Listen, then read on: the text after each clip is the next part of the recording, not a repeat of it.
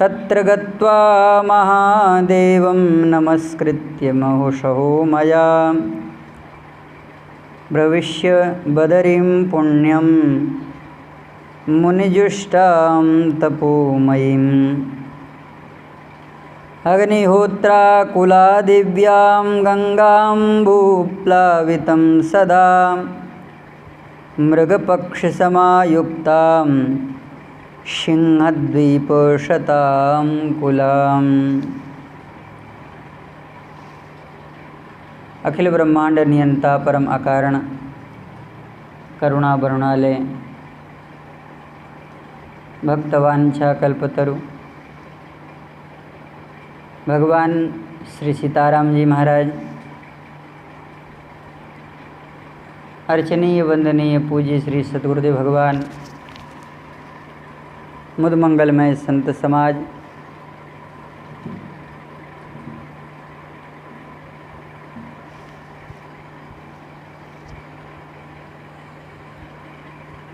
भगवान की महती अनुकंपा कृपा के कारण पुरुषोत्तम मास के उत्तम पक्ष में भगवान के परम दिव्य मंगलमय स्वरूप श्री धाम द्वारिका की दिव्य लीला कथा महर्षि वैशंपायन वर्णन कर रहे हैं। यह जो द्वारिका पुरी है यह 48 कोस की है। इसमें निवास करने वाले 56 करोड़ यदुवंशी हैं।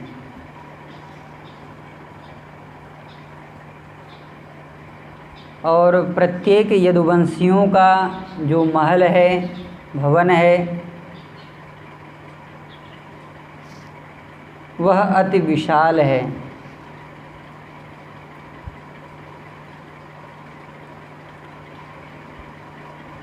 और इस द्वारिका की जो आधार भूमि है वह समुद्र तल है।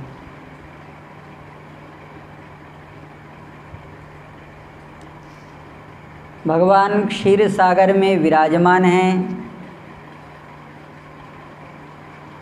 और समुद्र ने भगवान को अपनी गोद में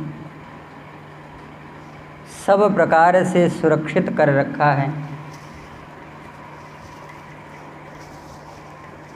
या स्वयं भगवान श्री कृष्ण समुद्र को सुरक्षित कर रखे हैं।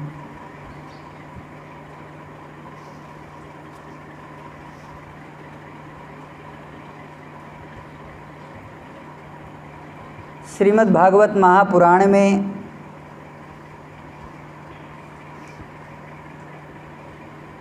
श्री युधिष्ठिर जी महाराज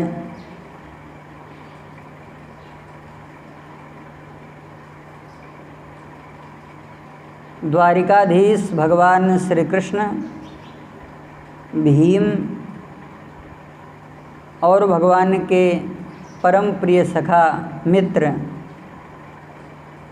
श्री कृष्ण श्री अर्जुन के साथ जब श्री युधिष्ठिर जी महाराज का दर्शन करने के लिए आते हैं, दिग्विजय यात्रा के पश्चात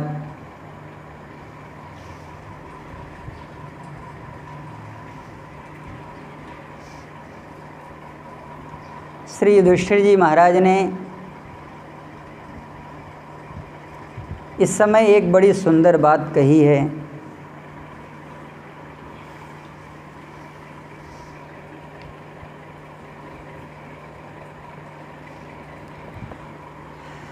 श्री युधिष्ठिर जी महाराज भगवान के चरणों में जिस वाणी का प्रयोग कर रहे हैं वह वाणी कैसी है? श्री शुकाचार्य जी महाराज कह रहे हैं, एवं युधिष्ठिरो राजा जरासंध बधं विभो कृष्णस्य चानुभावं तं श्रुत्वा प्रीतस्तमब्रवीत्।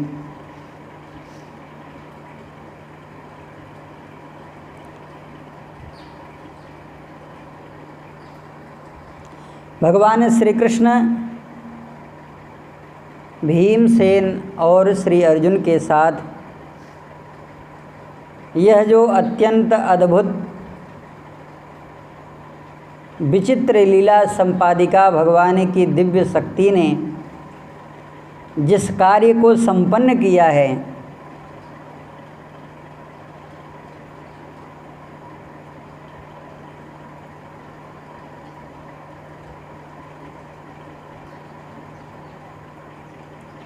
कृष्णस्य चानुभावमिति चकारात् तस्य स्वस्य ज्ञानानु विधेयत्वं चालक्षयेत्यर्थः। भगवान श्री कृष्ण को कुरुवंशियों में समग्र हस्तिनापुर में अगर कोई समझ सकता है तो वह केवल श्री युधिष्ठिर जी महाराज हैं।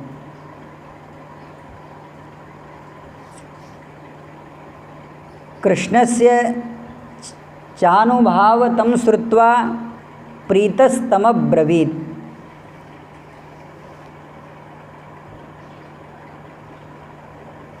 भगवान की अघटित घटना पटी ऐसी जो भगवान की दिव्य अहेतुकी लीला शक्ति है, यह इतनी विचित्र है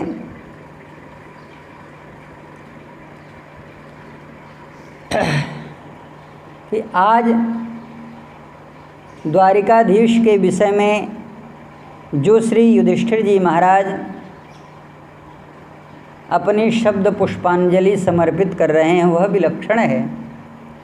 श्री युधिष्ठिर जी महाराज कह रहे हैं, ये स्युस्त्रैलोक्य गुरवः शर्वे लोक महेश्वरा वहन्ति दुर्लभं लब्ध्वा शिरस्यैवानुशासनम्।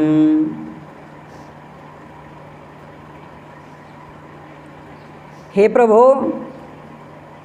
हे त्रैलोक्य गुरुवस्यापि, जो त्रैलोक्य के गुरु हैं। यहाँ गुरु शब्द क्यों कहा गया? आचार्य चरण कह रहे हैं कि जिनके निर्देश का पालन करने के लिए सब शिष्यवत विनय भाववत दोनों करबद्ध अंजलियों के साथ प्रस्तुत रहते हैं, आज वे ही श्री कृष्ण मेरी कामना की पूर्ति के लिए शिष्यवत आज्ञा विनीतकारी सेवकवत मेरी कामना को वे पूरा कर रहे हैं। ये त्रैलोक्यस्यापि गुरवः स्युः सनकादयः सर्वे च लोकाः लोकपालाश्च ते शिरस्यैव तवानुशासनं वहन्ति। मस्तक झुका करके भगवान जिस आदेश का निर्देश कर देते हैं, शनकादि आदि महर्षि समस्त लोकाधिपति आपकी आज्ञा का पालन करते हैं। हे प्रभो, दुर्लभम लब्धम वेति, यह अत्यंत दुर्लभ है। मेरे भाग्य की तो कहिए, भाग्ये नैतद् लुब्धम इति बहुमानेत्यर्थः।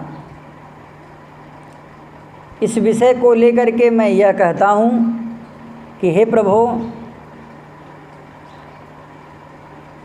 आप मेरी आज्ञा का पालन करते हैं। स भवान परमेश्वरो अस्माकं अनुशासनं धत्ते। स भवान्नरविन्दाक्षो दीनानामीशमानिनः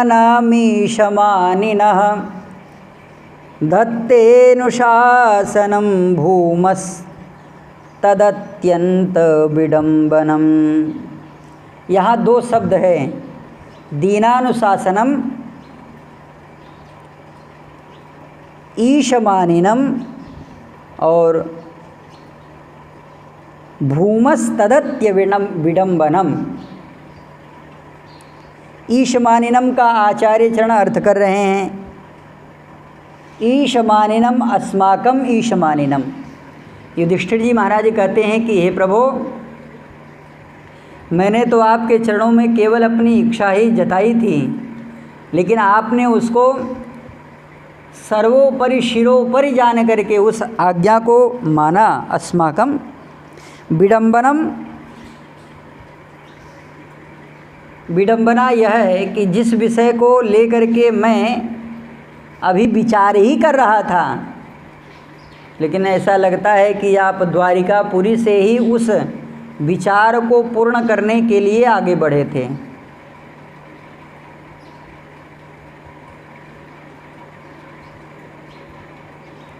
घटना ये है, कालयवन भगवान को चारों तरफ से घेर लिया। मलेक्षों की सेना को लेकर भगवान दाऊ दादा से कहने लगे, दादा अब हमको यहाँ से भागना पड़ेगा। अरे श्री कृष्ण, आप क्या कह रहे हैं? रणभूमि में आए हुए प्रतिद्वंदी वीर को देख करके हम भाग जाएंगे? ऐसी कल्पना भी नहीं की जा सकती। कौन आ रहा है? कहा एक तरफ तो जरासंध है और दूसरे तरफ कालयवन राक्षस म्लेच्छ जो अस्पृश्य है। अब हम उससे लड़ेंगे?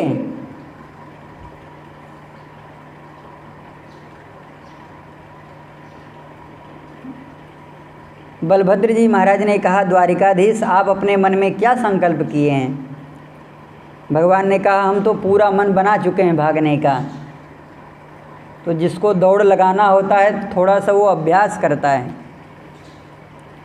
तो अभ्यास तो भगवान कालयवन के साथ करने लगे। तब तक इधर से जरासंध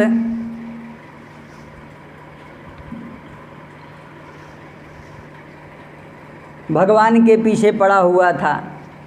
भगवान की विचित्र लीला, भगवान एक बैलगाड़ी में अपना सारा सामान धरे बैलगाड़ी को सीधे हाँकते हुए आगे बढ़ रहे थे।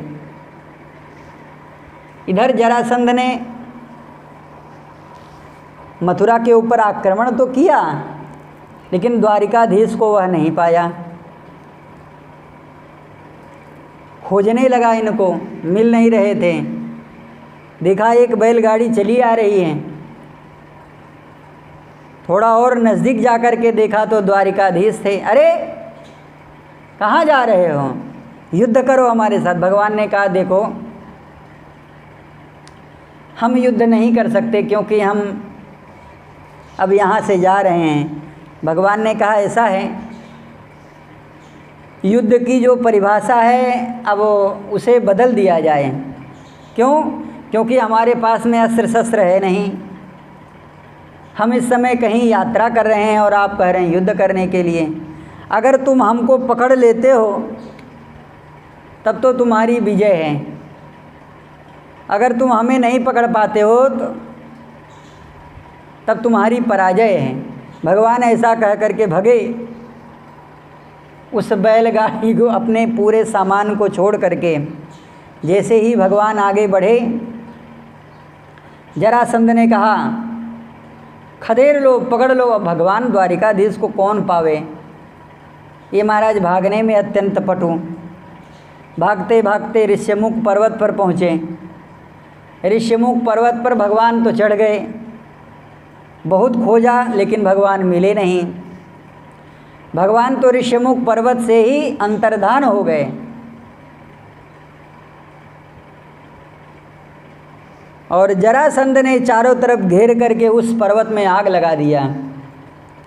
अपने आप को ये समझ लिया कि मैं विश्व विजयी हो गया। भगवान भागे भी किस लिए थे, इसका भी कारण है। जिन ब्राह्मणों से अभी तक वह यज्ञ होम कराता था, जिन जिन देशों के राजाओं को वह जीत लिया था, वहाँ के सभी ब्राह्मणों को एकत्रित कर दिया था और एकत्रित करके उनको कारागार में डाल दिया। और कारागार में डालने के बाद दूध, बादाम, घी, मलाई, मक्खन, मेवा, मिश्री, बोरा के बोरा, छल्ली के छल्ली उठा के पटक दिया। ब्राह्मणों से कहा, प्रेम से जीवो, हम जाते हैं युद्ध करने के लिए। जो वयोवृद्ध बालक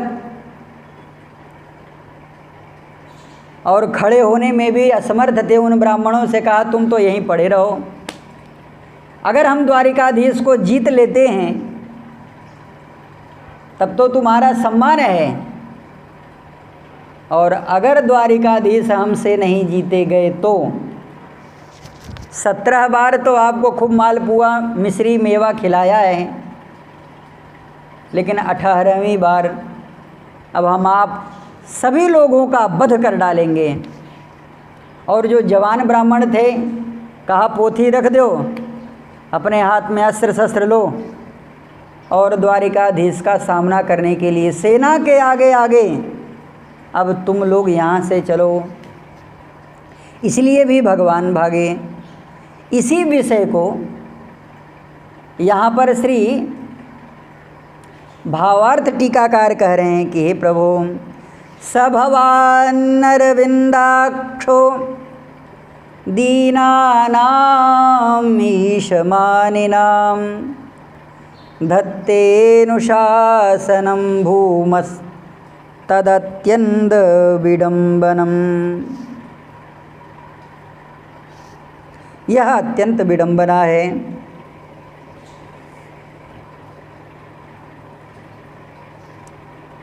हे प्रभु, धत्ते तदत्य विडम्बनम अनुरूपम अननुकरणीयम। एक केवल युधिष्ठिर को और उनके यज्ञ को पूर्ण करने के लिए आपने यह जो कार्य किया है, स्वतेजो हानि प्रसंगाद इत्यर्थः। इसमें भगवान के तेज की हानि है। जो त्रैलोक्याधिपति है वह किसी को चक्रवर्ती पद पर,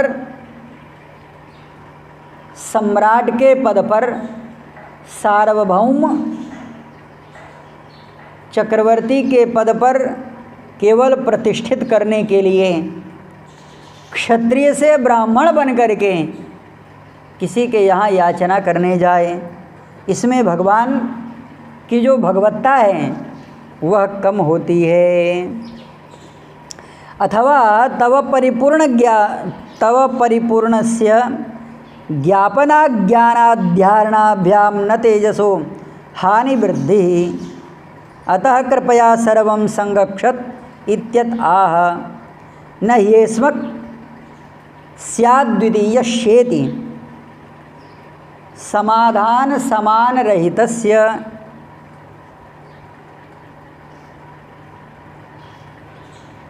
ब्राह्मणस्तवो भयं माया परमात्मान इति सर्व जीवने यस्तु तव निशम्य शुतराम न वास्तवम। एक सामान्य जीव कोटि की मनुष्य के लिए, हे प्रभु, आपने इतना त्याग किया, मेरे लिए आप ब्राह्मण बने, अतः परानुग्रहार्थैरतः तेजो न वर्धते न च ह्रसति। भगवती श्रुति कहती हैं भगवान के विषय में, न कर्मणा वर्धते नो कनीयान। किसी भी कर्म का प्रतिपादन करते हुए यदि वह जगदीश्वर परब्रह्म परमात्मा दिखाई देता है तो केवल यह नहीं समझना चाहिए कि वह उसमें अनुलिप्त है। यद्यपि वह उसमें अनुलिप्त नहीं है। भगवान श्री कृष्ण स्वयं कह रहे हैं, न माम कर्माणि लिम्पन्ति न मे कर्म फले स्पृहा इति माम योऽभिजानाति कर्मभिर्न सवद्यते। जासूत्रास डर कहूँ डर होई, भजन प्रभाव दिखावई सोई, भजन प्रभाव। क्या भगवान की अद्भुत लीला महत्ता महनीय कमनीयता है। जो भगवान शंकर नित्य निरंतर भगवान श्री हरि का स्मरण चिंतन अनुध्यासन करते रहते हैं, उन्हीं भगवान के समक्ष, उन्हीं देवादिदेव भगवान महादेव के समीपस्थ कैलाश पर्वत के निकटस्थ आज भगवान तपस्या कर रहे हैं।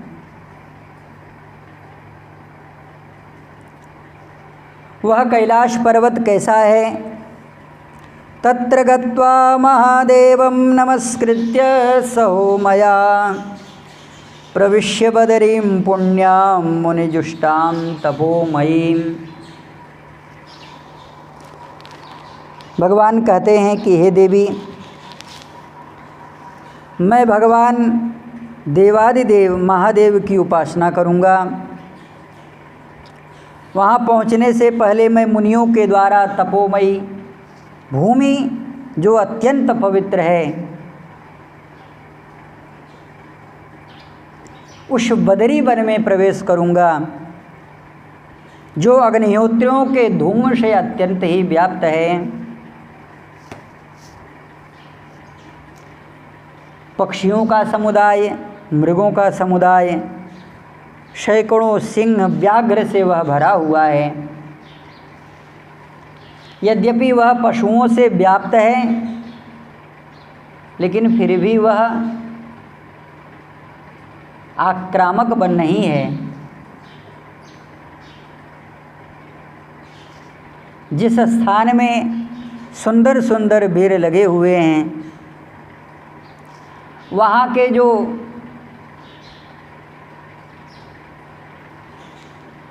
शाखा मृग हैं, वे वृक्षों को कंपित नहीं करते हैं। वे मुनियों के भजन में, मुनियों के ध्यान में, मुनियों के तप में कभी विघ्न उत्पन्न नहीं करते हैं। बदरी फल संपूर्णा वानरक्षोभित द्रुमान वेत्रारूढ़ा महावृक्षां कदली खंडमंडितम। जहाँ पर विशाल वृक्ष वेद की लताएं फैली हुई हैं वृक्षों पर, और जहाँ पर कदली के जो वृक्ष हैं वे भी अत्यंत शोभा बढ़ाते हैं।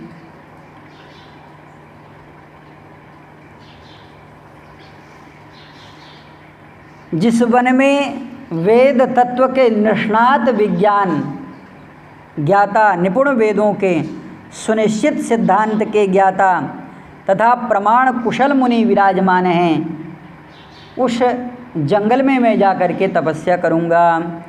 मुनिभिर्वेद तत्वार्थ विचार निपुण ही सदा वेद निश्चित तत्वार्थै प्रमाण कुशलैर्युताम् इदमेकम् इदं तत्वम्। यह एकमात्र तत्व है। तत्वम् इति निश्चित मानसैः, वस्तुतः जो तात्विक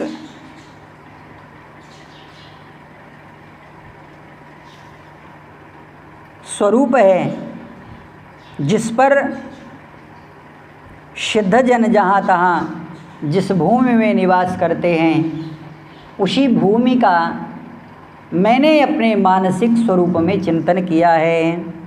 उपास्यमाना मन्यत्रयी सिद्धै सिद्धार्थ तत्परैः इतिहास पुराणाज्ञैः सेव्यमानं महर्षिभिः गच्छद्भिः स्वर्गनिलयं परित्यज्यं कलेवरम्।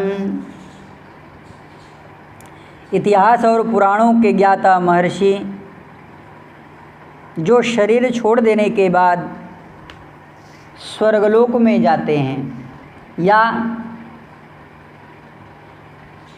जिनका वह तपोमयी भूमि के द्वारा सुशोभित अत्यंत पवित्र स्थान है, जहाँ पर शरीर त्याग करने के बाद सीधे स्वर्ग में प्रवेश करते हैं। तपोमयी भूमि में शरीर का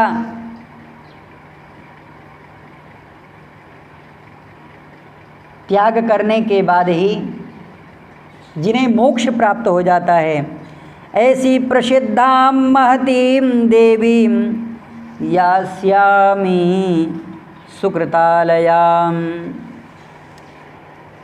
भगवान ने ऐसा भगवती श्री रुक्मणी जी से कहा।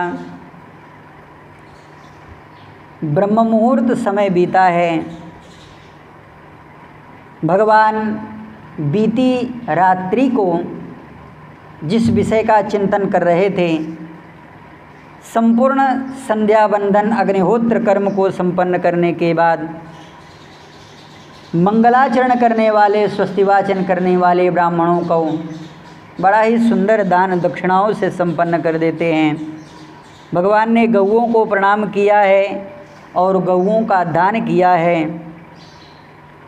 और भगवान श्री कृष्ण सुधर्मा सभा में प्रवेश करके अपने इस मंतव्य का सभी को ज्ञापन प्रदान कर देते हैं। इधर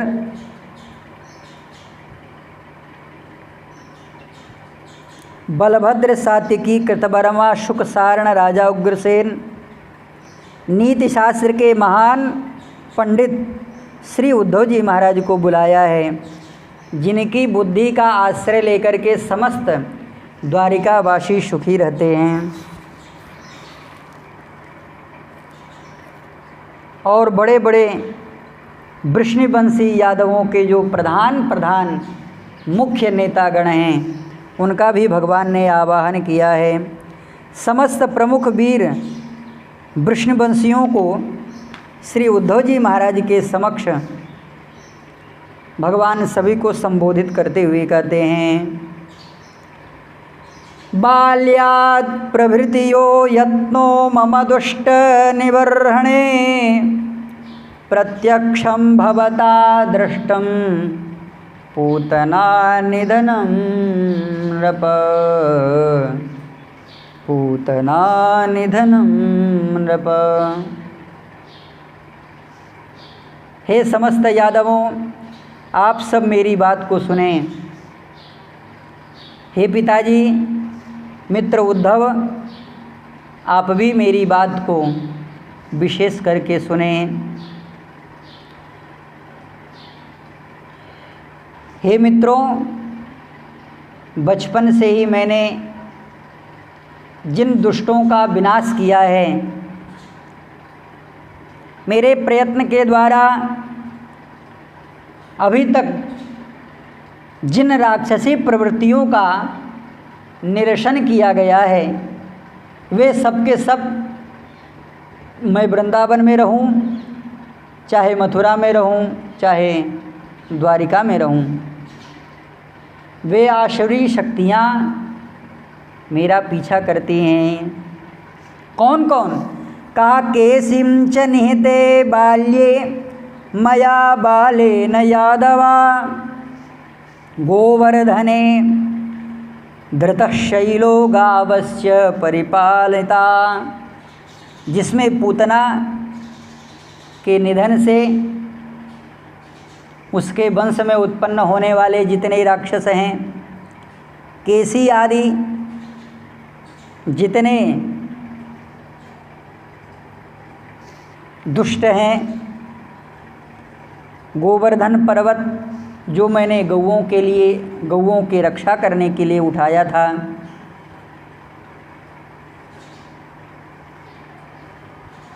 देवराज इंद्र जो स्वयं मेरे अग्रज हैं,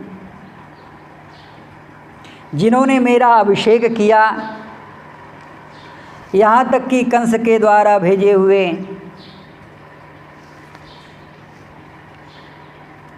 प्रलंबासुर आदि जितने भी दानव हैं, उन सबको मैंने यथाक्रम से आप सभी से उनको सुरक्षित और परिरक्षित कर रखा था। उग्रसेनोभिषिक्तश्च, अभी भी उन आसुरी तत्वों का कुछ न अंश बचा हुआ है। उग्रसेनोभिषिक्तश्च कृता द्वारवती मया, अन्ये चापि नृपाराजन् बलिनो निहता मया। मैंने अपने बल के द्वारा द्वारिकापुरी का निर्माण किया, उग्रसेन को अभिषेक किया, जरासंध को मारा और मैंने बलवान भीमसेन के द्वारा समग्र राजाओं को अपने वश में कर रखा।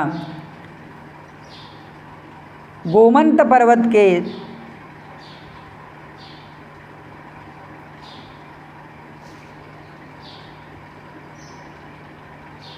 समक्ष कितने राजाओं को मैंने अपने पराक्रम से उनके मान का मर्दन किया। दुरात्मा नरकासुर भी मेरे द्वारा मारा गया। हे यादवों, मैंने इस लोक को निष्कंटक बना दिया है, परंतु जो मुझसे अभी भी द्वेष रखने वाले हैं, वे मेरे न रहने पर इस द्वारिका पर अवश्य ही आप सबको असुरक्षित देख करके इस भवन पर अवश्य आक्रमण करेंगे।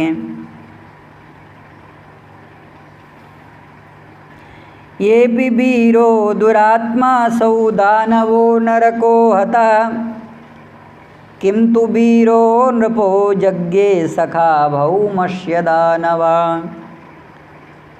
पौंड्रको वीर्य वताम नेता द्वेष्टा चासौ सदा मम, शिष्यो द्रोणस्य राजेंद्रो बलि ब्रह्मास्त्र विकृति। भगवान यहाँ पर बड़ी विलक्षण बात कहते हैं। एक मेरा अभी शत्रु बचा हुआ है जिसका नाम पौंड्रक है, जो मुझसे सदा द्वेष करने वाला है। राजेंद्र पौंड्रक द्रोणाचार्य का शिष्य है, बड़ा बलवान है, ब्रह्मास्त्र वेता है, रणकर्म में कुशल है, शास्त्रज्ञ है, नीतिमान साक्षात सबका नेता है, यत्नशील योद्धा है और परशुराम जी के ही भांति वह युद्ध प्रेमी भी है। वह मेरा एकांत शत्रु है, वह सदा मुझ में छिद्र का ही अन्वेषण करता रहता है। जो मेरे न रहने पर युद्ध के लिए उद्यत होकर के और पूरी नीति के साथ संपूर्ण द्वारिका को घेर करके वह युद्ध अवश्य करेगा, क्योंकि एकांत शत्रुरस्माकं छिद्रान्वेषी सदा मम, बाधिष्यते पुरीं युद्धा छिद्रम यदि लभते सः।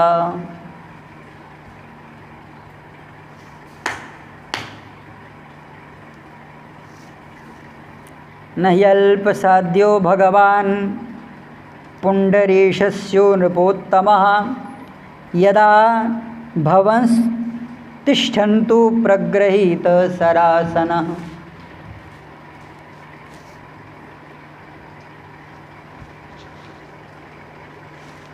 यद्यपि मैं आप सबको यह कहता हूँ, अहम तो यास्ये कैलासम, मैं कैलाश की ओर जा रहा हूँ, और कहीं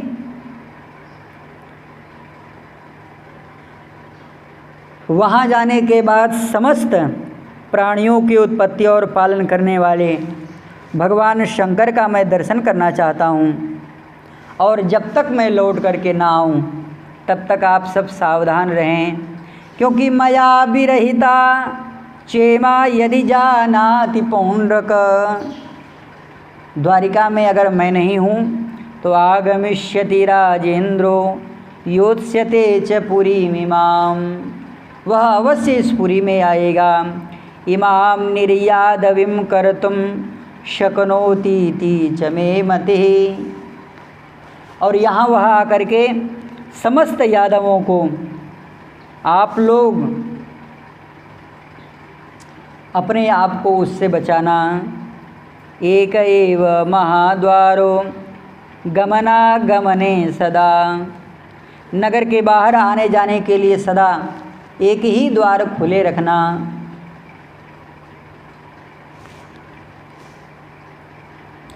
न चामुद्रः प्रवेष्टव्यो द्वारपालस्य पश्यतः।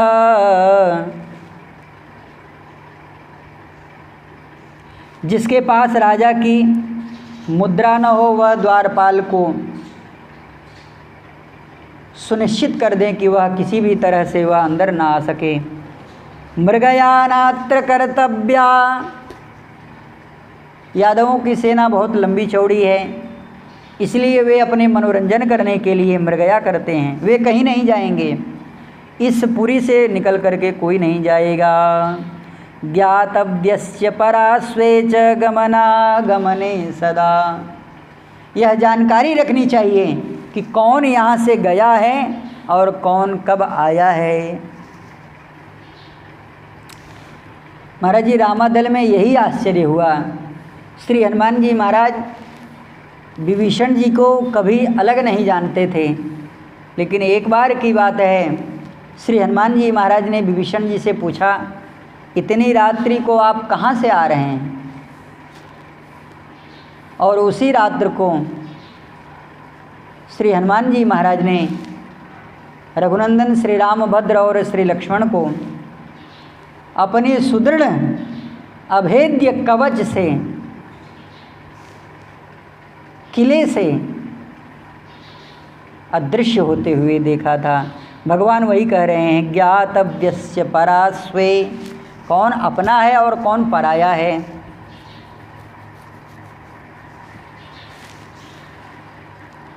जब तक मेरा आना न हो तब तक आप सब उसी तरह से व्यवस्था करें जिस तरह से यह द्वारिकापुरी सुरक्षित रहे। भगवान अपने धाम की कितनी सुरक्षा करते हैं। श्री धाम द्वारिका जो साक्षात भगवान विग्रह भगवत स्वरूप है, भगवान अपने उस स्वरूप की कितनी सुरक्षा दे रहे हैं। भगवान ने खास करके सात्विकी से कहा, सात्यके शृणु मदवाक्यम यत्तो भव युधांबरः। युद्ध करने में अत्यंत सर्वश्रेष्ठ कुशल महारथी योद्धा महाबले सारथे सात्विकी, सावधान होकर के मेरी बात को गौर से सुनो। सात्विकी से भगवान ने क्या कहा है इसका दर्शन हम फिर करेंगे। श्री सीतारामचंद्र भगवान की जय। श्री हनुमान जी महाराज की जय।